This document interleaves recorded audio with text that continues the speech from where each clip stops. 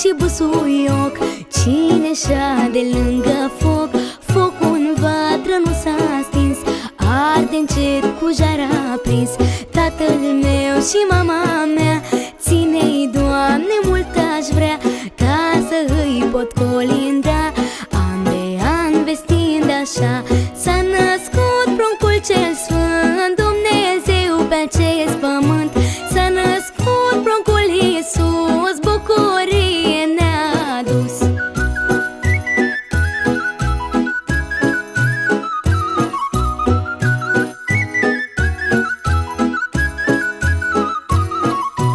Cu durere-n suflet spun, dormi, mamă, de-un Crăciun.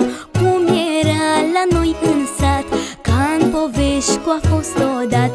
Cu zăpezi până la ferești, cu colinde românești, săni mari cu patru cai, ce zburau din plai în plai. S-a născut pruncul cel sfânt, Dumnezeu pe acest pământ.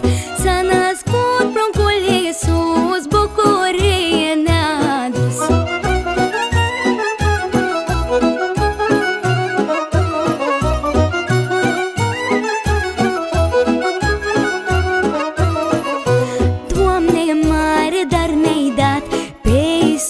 Prunc împărat, Fiul tău sfânt și iubit, pentru lume s-a jertfit.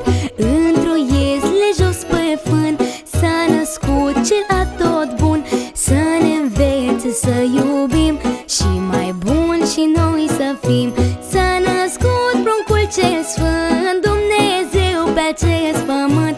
S-a născut pruncul Iisus, bucurie ne-a adus.